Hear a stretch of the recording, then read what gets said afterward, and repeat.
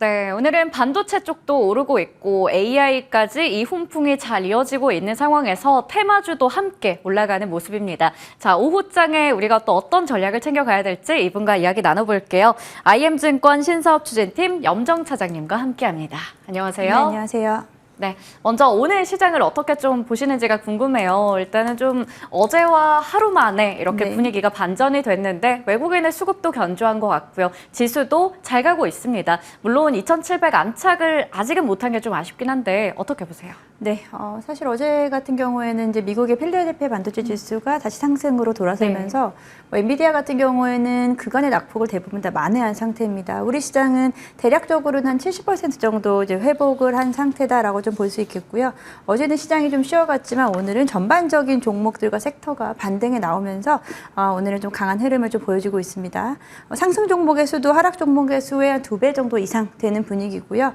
그간 조금 낙폭이 과했었던 섹터에서의 강한 반등이 보여진다는 점은 긍정적이다라고 좀 볼 수 있겠습니다. 그런데 이제 시장에서는 또 한 가지 환율에 대한 부분입니다. 환율은 장중 1,325원까지 좀 내려앉았죠.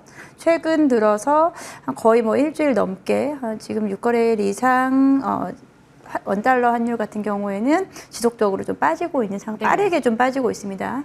한 6개월 만에 거의 최저치까지 도달했고요. 뭐 이에 대한 부분으로 반등이라고 할 수 있을지는 아직은 좀 확인되기는 어렵지만 다행히 코스피 쪽에 대한 외국인들의 수급도 거의 6거래일 어제 맞아요. 빼고는 지속적으로 좀 매수가 들어온다는 점. 지금 원달러 환율 같은 경우에는 1,320원에서 30원대에 대한 부분에서 한동안은 좀 머무를 수 있다라는 점에서 이제 환율에 대한 부분으로 이야기를 하게 되면은 외국인 수급에는 양호할 수 있겠지만 또 수출주에 대한 부분에서는 다소 또 부정적인 요인이 있을 수 있기 때문에 환율에 대한 부분도 같이 체크를 해 가시면서 대응하시면 좋을 것 같습니다. 네, 저희가 매주 이 시간에는 또 환율과 함께 외국인들과 기관의 수급까지 좀 체크해 보고 있는데요. 일단 외국인들이 어제 제외하고 코스피에서 나름 견조한 수급을 나타내고 있죠. 그런 부분들 받아가면서 좀 지수도 상승 랠리를 이어가줬으면 좋겠다라는 마음입니다. 자, 그러면 이제 섹터에 대한 이야기 해볼 텐데요. 오늘 소개해 주실 섹터가 로봇입니다. 네. 지난주에도 저희가 로봇 이야기 했던 것 같아요. 맞아요. 네. 지난주에도 로봇 섹터를 이야기했었고요. 로봇 섹터는 오늘 같은 경우에는 전반적으로 이제 섹터 전반적인 상승과 함께 일부 종목들은 이제 급등세가 나오는데요. 최근 한 일주일 넘게 지수가 반등이 올라오면서 로봇 섹터 같은 경우에도 좀 빠르게 회복을 하고 있다라고 좀 볼 수 있겠습니다. 거기에다가 오늘 이제 상승하는 종목들의 공통점을 좀 보게 되면은 삼성이 웨어러블 로봇인 보핏을 9월에 출시를 한다고 해요. 추석 전에 출시를 한다고 합니다. 추석을 타겟팅하는 것 같아요. 선물 이런 얘기 나오더라고요. 근데 뭐 그에 대한 부분은 이제 뭐 공급 면에서는 그렇게 할 수 있겠지만 소비자 입장에서 그 부분을 바로 뭐 추석 선물로 살 수 있을지는 사실 좀 의문스럽지만 일단은 삼성의 보핏에 대한 좀 기대감으로 인해서 관련주들이 오늘 좀 급등이 나왔고 오늘뿐 아니고 최근에 상승세를 좀 유지해 가면서 로봇 섹터 역시도 반등에 좀 성공하고 있는 모습이다라고 말씀드릴 수 있겠습니다. 네, 지난주에도 로봇 관련한 이슈들이 좀 나오면서 우리가 로봇의 시간이 다시 또 돌아왔나 이러한 부분에 대해서 전략을 챙겨갔었는데요. 우선은 그 로봇 섹터 안에서도 레인보우 로보틱스나 두산 로보틱스 같은 대장주가 잘 가줘야 되는데 일단은 그쪽에서 다시 우리가 바닥권까지 밀렸었지만 한 번 더 활기를 찾을 수 있다고 기대를 해도 되는 건지 아니면 감속기 같은 좀 부품 쪽 위주로 보는 게 좋을지 궁금해요. 최근에는 두산 로보틱스가 대장주의 역할을 좀 못하고 있죠. 아무래도 합병 관련된 이슈로 인해서 노이즈가 좀 있었었기 때문에 선뜻 두산 로보틱스 쪽에 대한 접근은 좀 쉽지 않은 상황. 그러다 보니까 레인보우 로보틱스가 그 역할을 저는 해주고 있다라고 좀 생각하고 있습니다. 거기에다가 최근에 감속기 종목들, SPG, 그리고 SBB테크 같은 종목들도 상승폭에 눈에 좀 띈다라고 좀 볼 수 있겠고요. 그 외에도 뭐 다른 종목들도 전반적으로는 지금 반등이 좀 성공을 했기 때문에 섹터 사실 시장에서 가장 우리가 두려운 부분이 무관심이거든요. 네, 이제 로봇 섹터가 다소 조금은 좀 관심을 못 받았었던 상황이었었는데요. 이번에 이제 뭐 보피 출시라든지 그리고 일부 종목들의 반등으로 인해서 로봇 섹터에 대한 좀 관심도가 좀 커질 수 있는 부분을 좀 기대해 보고 있습니다.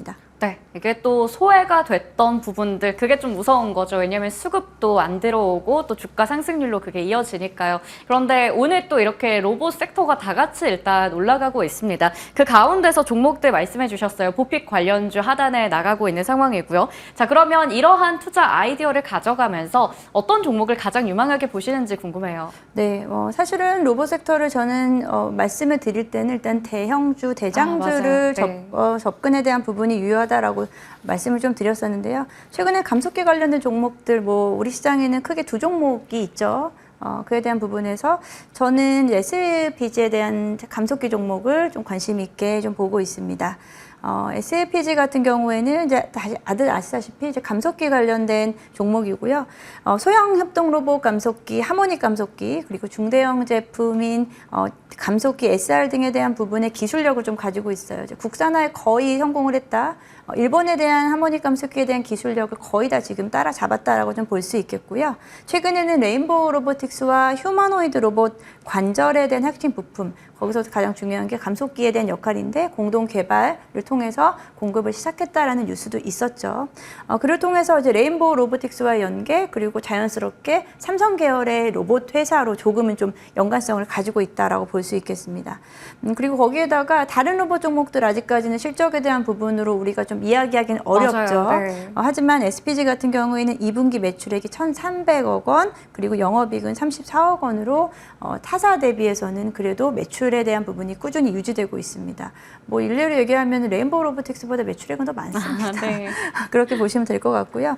그래서 SPG 최근에는 다시 한번 좀 관심권에서 가져가면 좋을 것 같다. 그리고 가장 또 중요한 부분은 로봇주에서의 가장 큰 부분은 아무래도 대형사와의 협업이라든지 그와 관련된 지분 투자 관련된 이슈가 꼭 따라줘야 된다는 것을 좀 항상 명심을 해두시고요. 그래서 SPG는 일단 레인보우 로보틱스와의 협업에 대한 부분을 좀 높은 부분으로 좀 평가를 하고 있습니다. 네, SPG를 꼽아주셨어요. 특히나 로봇주 우리가 투자를 할 때는 대기업 향, 이제 종목들 잘 추려보자라는 말씀도 주셨는데 SPG는 수익성 측면에서도 우리 실적 볼만하다라는 부분까지 짚어볼 수가 있었습니다.